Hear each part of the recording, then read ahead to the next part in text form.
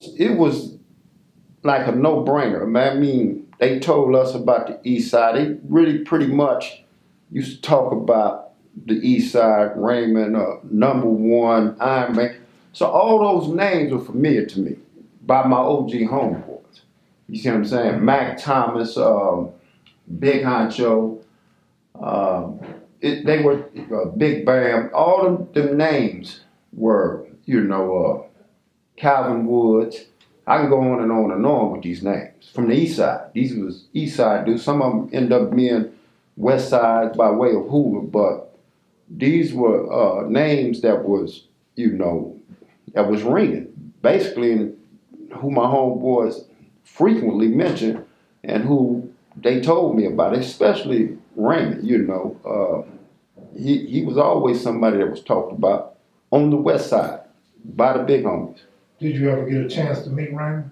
I met Raymond first. I met Raymond at Rosecrans Skating Ring, 1978. But all four times I met Raymond, I believe, was in 1978.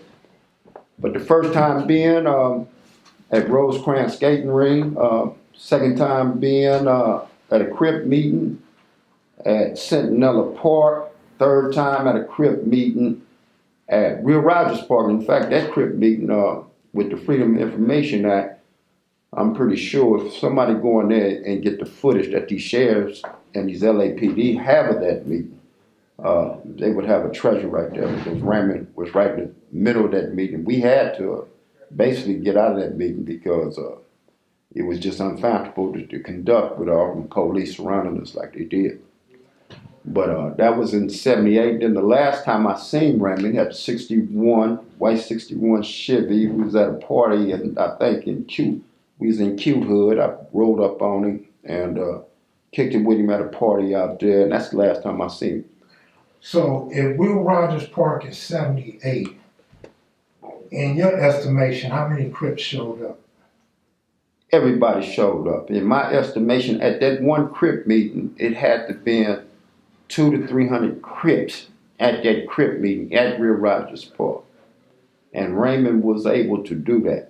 He was the single Crip, the single one Crip, who was able to bring all these Crips to these meetings.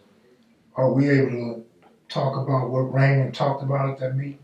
At that meeting, we didn't have much time to talk because, like I said, man, we was inundated with these police. They was taking pictures. There was a helicopter up over us. It was LAPD and the sheriff, and they was rolling all up on the grass. They was everywhere. So, us being us, we couldn't conduct nothing. We was about to get to something. The topic matter really from it. We had a meeting maybe a month, 2 months before that at Centinela. Topic matter in that Crip meeting was the death of a well-known East Side Crip by the name of Ricky Silence. So that was going to be a continuation of that, and the Hoovers and the neighborhoods were starting to beef with each other, and Raymond was trying to broker some kind of agreement between them to stop the fiction. When we say the Hoovers in the neighborhoods, are we talking about the neighborhoods in the hundreds or the 8, 9? We're talking about the 111 neighborhoods. That's what we're talking about. Was it 111s at that time, or did they come later? No, they was they were neighborhood block Crips. You see what I'm saying? And they became neighborhoods right around that time because neighborhoods started to proliferate. People started using the name neighborhood all over at this time. When these sets started blossoming and proliferating around LA, they had to distinguish themselves between East Side neighborhood, 60s neighborhood. So it was 111 neighborhood. You see what I'm saying? But no, they was neighborhood block Crips. They was the first neighborhood Crips that I knew of. I don't know everything about everybody's hood.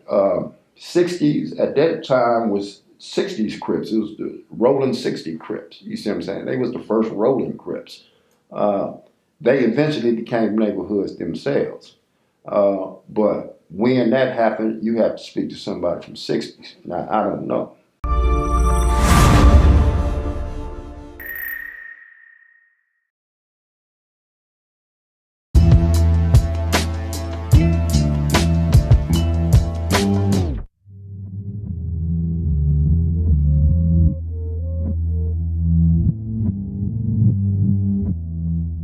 Sitting